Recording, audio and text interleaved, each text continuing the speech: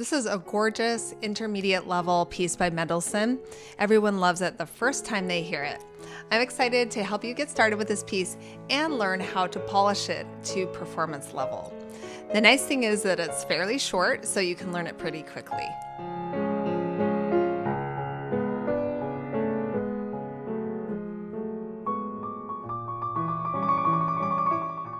In today's lesson, I'm going to teach you some essential tips that will take your playing from amateur to pro. More specifically, I'm going to teach you how to play the trills, how to play the left hand smooth and flowing, voice the melody, use tasteful pedaling, and most importantly, we're going to talk about how to play this piece expressively and apply phrasing and rubato.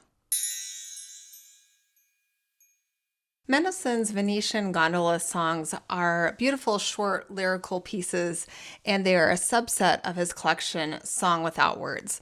They all are in a minor key, and they have a 6/8 time signature and flowing arpeggiated accompaniment. This piece is marked Allegretto tranquillo. Tranquillo means calm and tranquil, and allegretto is like a medium fast tempo. The rhythm in this piece is fairly easy. The 6/8 time signature, the 8 on the bottom tells us that eighth notes get one count. And so all the note values are doubled of what they would be in a normal 4/4 time signature. So eighth notes get 1, quarters get 2 counts, dotted quarters get 3, and dotted half notes get 6. So those are the main notes that you'll see. And the left hand has constant eighth notes throughout the piece, so it's pretty easy to figure out the rhythm. So it's 6, 1, 2, 3, 4, 5, 6, 1, 2, 3, 4, 5, 6. The only place I ever noticed students struggle with the rhythm is towards the end. So at bar 43, there's a little different rhythm pattern here. So in the right hand, if you practice counting out loud hands separately, you'll be able to figure out how it fits together. So the right hand at 43, 1, 2, 3, 4, 5, 6, 1, 2, 3, 4, 5, 6, 1, 2, 3, 4, 5, 6. And the left hand, 1, 2, 3, 4, 5, 6, 1, 2, 3, 4, 5, 6, 1, 2, 3, 4, 5, 6, 1. And then the last two measures, the rhythm, just make sure you're thinking about the rhythm here and counting it in your head. So there's a lot of eighth rests here. So it's 1, 2, 3, 4, 5, 6, 1, 2, 3, 4, 5, 6. Before we talk about any other technique, I want to emphasize the importance of not practicing hands together too soon. The left hand is harder than it looks, and you really need to be comfortable with the notes and have some motor memory kick in before you add the right hand. One of your first goals should be to play the left hand smoothly and evenly without the pedal. I know that's not fun in a piece like this, but it's so important because it'll push you to play legato and connect the notes with your fingers. Then when you add the pedal later, it'll sound ultra smooth. So you'll notice some slur markings in the addition on your screen, but not throughout the whole piece. As a general rule, you're going to want to connect the notes within the measure in your left hand. So if you use this fingering, you're going to see this fingering a lot. So 1, 2, and then transfer to 2, 3. 1, 2, transfer to 2, 3. If you use that fingering, you can connect the notes. And at bars 5 and 6, you'll see a longer slur, and you can connect all of the notes within that slur with your fingers. If you use this fingering, you go from a 5 to a 5, 2, 3, 1, 2. So it's important to write in some fingering for yourself on the first day so that you play it the same way every time you sit down, and motor memory will kick in quicker. And it'll also help you to connect the notes. I created a free PDF for you, and it's in the description. It's the sheet music of this piece with my fingering and pedal suggestions. One of the biggest challenges in the left hand is the leaps. So at bar 12, you'll see this big jump from the A to the C sharp. So glide instead of jump. Don't do a rainbow motion because you don't have time for that. That'll slow you down. So glide, and then make sure you go to a secure finger, like fourth finger will feel a lot more secure than going to a fifth finger there. And at bar 28, you'll see this large leap from F sharp to A. And try to use that thumb as an anchor to help you find the next chord. So don't let go of it until you find that next chord. Hold on to the thumb until you play the next chord. So gliding will help you. Another challenge is playing the thirds, the solid thirds and fourths in the left hand. You may find it difficult to play the notes exactly together and maintain a beautiful smooth sound. So it can end up sounding like accent, like that, unwanted accents. So the key is to keep your wrist and arm relaxed and loose and drop into the keys with your arm weight. So it's not just your fingers. You don't want just your fingers to be working here. Use a flexible wrist, and you can see I'm going down, down, down, down, down, down, down, down. If that's hard for you, you can practice playing more detached for a while. Down, down, down, down.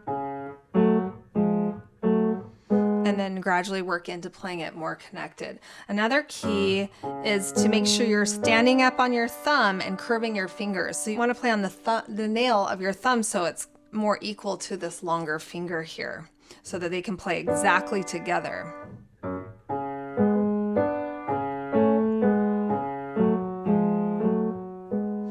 Now you can see why it's so important to practice the left hand separately from the right hand. It's also really important to practice the right hand separately without the pedal so that you can hear if you're connecting the notes. So work on connecting the notes within the slur. Keep your arm and wrist flexible. Work on a beautiful tone.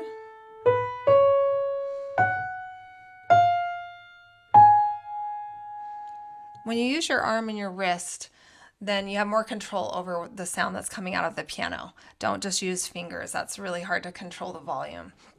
Once you're comfortable with your right hand notes, that's a great time to practice the right hand and work on the dynamics.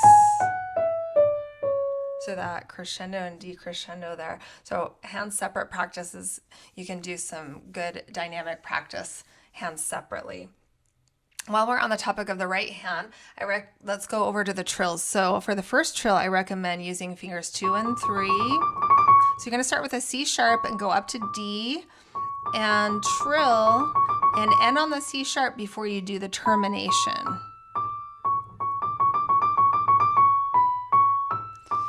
And then as you're coming down, you're going to hit another trill. This is a shorter trill, 1, 3, 2. You can just follow that fingering on the screen, B, C sharp, B. And for the second trill, I recommend using 1 and 3. So start with the C sharp, the E sharp, and end with the E sharp before you do the termination. And you can connect all of the notes with that fingering. 1, 3, 2, 1, 5, 3, 2. When you go to play the trills hands together, I recommend that you start with measured trills. That'll be easier to ease into a more free trill. So a measured trill.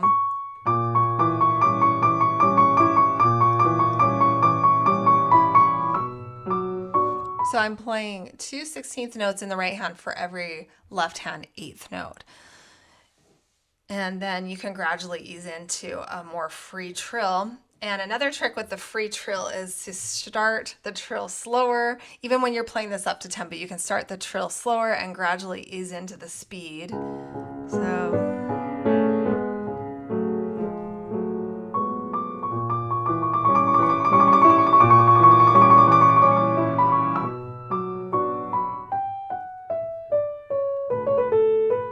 Then when you're trying to incorporate the dynamics, then you can use a little arm to help you with that. So lift your elbow when you're trying to play lighter, and then when you want a crescendo, drop the elbow and lean into the keys.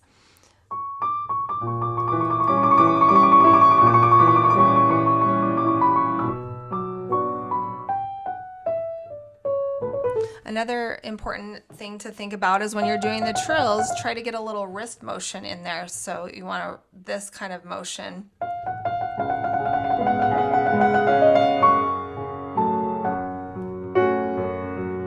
It makes the trill easier and it helps you to stay more relaxed. You have to be really careful about the pedaling in this piece. It can sound really muddy if you over pedal. So make sure you listen with your ears to figure out where to do the pedal changes. As a general rule, change the pedal where there's a chord change. So at the beginning, the first two measures is the same notes. So it's the same chord. So you can hold it until change, hold. So that's the same chord also for two measures. And then here in bars 5 and 6, you have a lot more chords, so you need more pedal changes. So I would do change, change, change.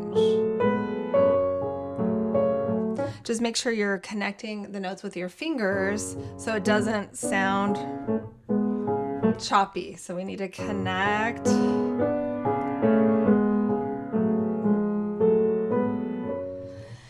Experiment with some half pedaling in this piece. So it sounds great on my piano. It depends on your piano, but if you just push the top half of the pedal, don't go all the way down, you can get a nice sustain, but more clarity in the melody. So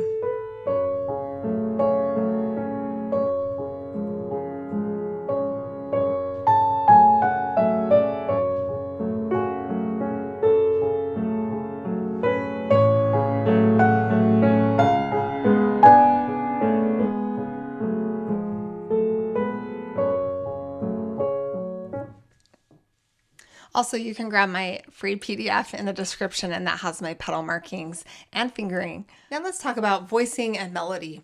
It can be difficult to bring out the right hand melody over the left hand in this piece because you can get so caught up in the difficulty of the left hand notes that before you know it, it's sounding like this. The left hand is playing way too loud. So it's something you need to constantly be thinking about as you're playing this piece. So it might help you to think about letting the right hand do the dynamics and the left hand is just always lighter. You can record yourself too and see if you're doing a good job of bringing out the right hand. One of the big challenges of this piece is voicing the top notes of the chords. So at bar 22, you want to bring out the top notes here of the thirds. So practice just the right hand alone. And something you can do is push your elbow out a little bit so that it supports the weight of putting more weight in this part of your hand. So we want it to sound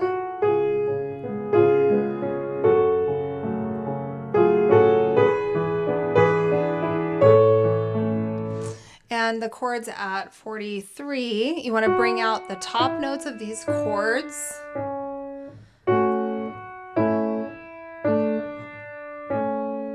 Didn't do that well.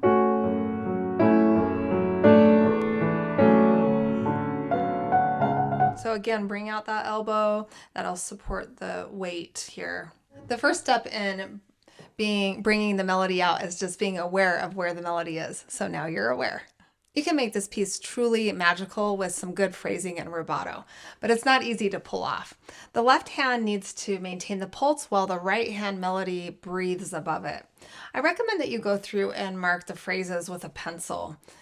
In my mind, this first line is an introduction.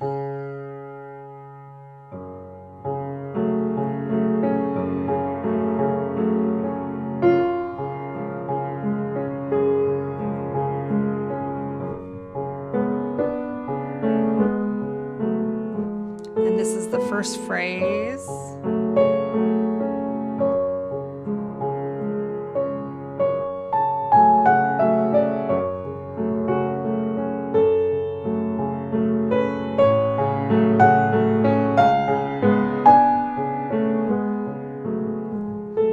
And hopefully you could hear that I took some time at the peak of the phrase here.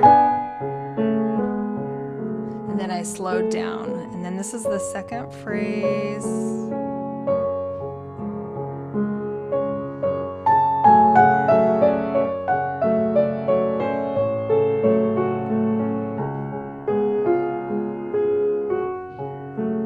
And then I just slow down and get softer at the end of the second phrase. Rubato is extremely important in this piece and in romantic music in general. Rubato means that you're flexible with the tempo. So there's some places in the music that you're going to need to take time and breathe. And then there's other places that build and need forward motion. So listen to how I play the rubato in the third phrase.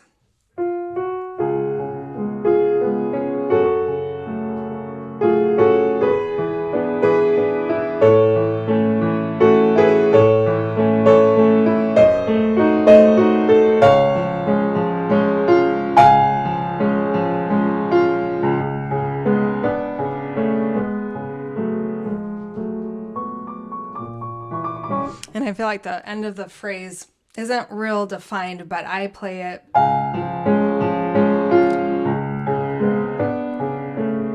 that I just slow down here. And that's the end of the third phrase, is just before the trill in my mind. I've heard it played differently. So I've heard the phrase ending being more here. Then this is a new phrase. So you have to experiment with that. If you struggle with phrasing and rubato, I recommend that you listen to some concert pianists on YouTube as you watch the music, and that should really help you. You may notice that you make a lot of mistakes when you're practicing this piece. I think that's normal. It's got a lot of accidentals or sharps that don't belong to the key signature. And because of the left hand jumps and difficulties, it can take some time to polish up this piece. I just want to encourage you to mark your music. Don't be afraid to write in your music. If you notice you keep missing the same note over and over again, make sure you mark it in the music. And practice each phrase as a section and make sure you're repeating sections several times in a row. It's important that you play it perfectly more times than not before moving on to the next section. So if you play the first section 5 times and only once clean, then there's no way you're going to play it clean tomorrow. It's worth repeating that you need to be able to play hands separate really easily and clean before you start playing hands together, and then also add the pedal as a last final step, like frosting on a cake. I want to quickly mention a few places that students overlook. In measure 13, there's a tie. So you're going to hold the E sharp while you're playing the G sharp. And then you're going to let go on beat 5 here. And at bar 39, there's also a tie. So you're going to hold this high C sharp until there. So you have to use this fingering in order to make that work, to be able to hold that tie. Let me know in the comments if you have any questions about this piece. I'd love to hear your feedback on this video and if any of my tips were especially helpful. I'll see you soon.